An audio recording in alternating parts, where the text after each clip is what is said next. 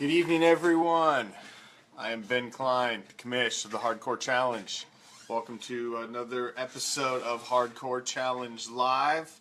Another special edition tonight as we're still getting ready for the upcoming season. We're going to have another former champion breakdown tonight. Stinky Pinky. Stinky Pinky, owner, Ben Meffley, joined the league in 2011 through the application process that we advertised the spots for on NFL.com. Emailed back and forth with Ben. He very interested, passionate fantasy football fan, passionate football fan. Unfortunately, we added another Bears fan into the league. But other than that, we were looking for qualified, dedicated owners, and he was he pitched that he was all of that. We were still trying to fill holes from the failed 2010 season where we've moved up to 20 teams. We were really stretched filling those last few spots, and a lot of owners didn't turn over and didn't work out. Stinky Pinky jumped into the league with both feet, for sure. He questioned rules. He questioned procedures. He laid down the smack and talk in full force right out of the gate. Made their mark quickly in the Hardcore Challenge. The first year in the league in 2011, they came out on absolute fire. Stinky Pinky went 10-4, won their division, secured the number 1 seed and a first-round bye in the playoffs that season. They were phenomenal, start to finish on fire.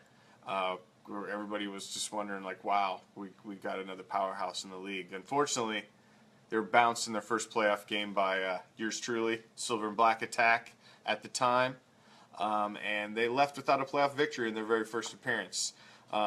Second season in 2012, coming back after that stellar first season and disappointing playoffs. Second season in 2012, they were sitting at 5-5 with a chance to make a run, make the playoffs, and drop their last 4 games of the season. Ended with a very disappointing 5-9 record.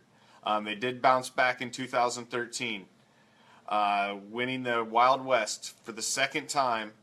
However, this time it came down to a 3-way tie.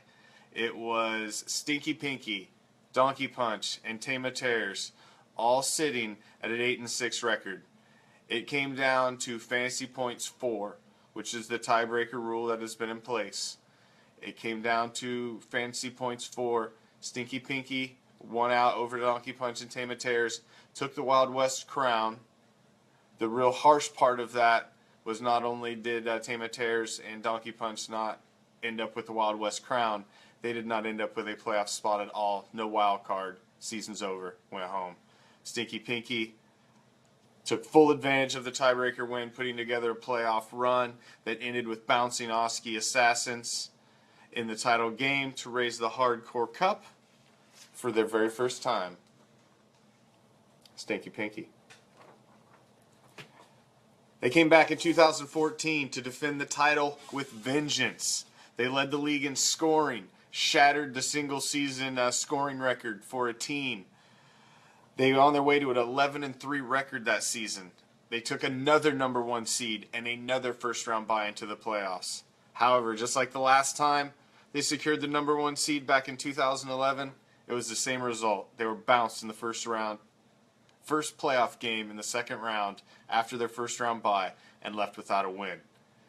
They did come back strong again, bouncing back from another very disappointing playoff defeat in 2015, but they ended up with a tiebreaker again. This time just a 2-person tiebreaker. Stinky Pinky, Tama Tears. Was it karma? Because this time Stinky Pinky didn't get the tiebreaker. It was Tama Tears. Stinky Pinky had defeated Tama Tears twice in the regular season. However, the rule that was in place is number 1 tiebreaker rule is fantasy points 4. And fantasy points 4 were in the favor of Tama Tears, who won their first Wild West crown, got their first playoff appearance. Unfortunately, did not get their first playoff win, but Stinky Pinky ended up in the same situation, went home. No wild card, no playoff spot, lost on the tiebreaker, and went home. Currently, that rule is looking like it's going to be changed, but it's on the books right now. Poll is up on the Facebook page. It was on 8-2 if you still want to go cast your vote for that. Statistically, Stinky Pinky is among the top dogs in the league as far as regular season winning percentage and record goes. Stinky Pinky is currently carrying a career regular season record of 43-27 with a 61.4 winning percentage. What really keeps them from being listed as one of the true league powerhouses would be their playoff failures. 2 number 1 seeds, 2 first-round byes, and in those 2 seasons, 0 playoff wins, exiting in their first playoff game in the second round after a bye in 2 seasons. It's hard to look past that. They've got a total playoff record of 3-2. All 3 of the wins came in their Super Bowl season, and the 2 seasons where they led the league and were the number 1 team, they got nothing. 2 losses to show for it. If you look at what they're bringing back this season, they are looking like a team to beat again, possibly in the Wild West this season. We'll see if Stinky Pinky can again rise to the challenge and make it back into the playoffs in 2016, since they missed the boat in 2015, the tiebreaker that burned him so bad. Thank you again for joining us tonight and remembering one of our past champions, Stinky Pinky, owner Ben Meffley, 2014 Hardcore Challenge champ. Right now, I want to throw it open. If anybody wants to call in, has anything they want to get off their chest, any rule you want to bring up, I will throw the phone number out there. The lines are open if you want to call. Give you a minute. Pretty much, I would like to recap quickly our VP race. VP race, we got 4 folks running. We've got Tom, our incumbent, owner of I'm Thinking Arby's, former 3-time vice president. He's in our incumbent VP. We've got Matt, Beaver Street Roar. He was been a back-to-back VP before also. Him and Tom are our only 2 VP elects that we have had thus far. We've got JW Hauser, Donkey Punch, running for the first time. And we've got Ben Meffley, Stinky Pinky, running again. Right now, I just checked right before I came on, and we have 5 votes left out there to be cast out of the 20 owners. So there are 5 of you out there that still need to weigh in and cast your vote on who you would like to be League VP. Trust me, it's going to be a big job this season. We've got some, I've got some serious decisions that I want to talk over. So, got some things up my sleeves, and I'm really looking forward for whoever the VP is this year to help us, move us into our 10th anniversary season in 2018, which I am already looking forward and planning towards. Like I said, the only other business we have out there right now is the tiebreaker rule, 8-2. There was a post on the Facebook page. If you want to go cast your vote and weigh in on that, like I said, it is looking like we are weighing in on switching that to a head-to-head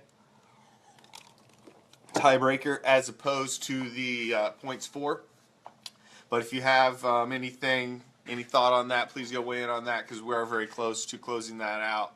So if you are in favor of leaving it for points 4, you better go cast your vote, because it's looking like it's going to switch to head-to-head for the tiebreaker, which will make a few people happy after what happened last season. Pretty much that's it. Going to have another breakdown tomorrow night for I Am Groot, who was our 2014 champion, followed by next Tuesday we'll finish it up with Bison Broncos, last year's champion. See you guys all tomorrow, same time, 10 o'clock Eastern Time. Thank you for joining us. Another edition of Hardcore Live.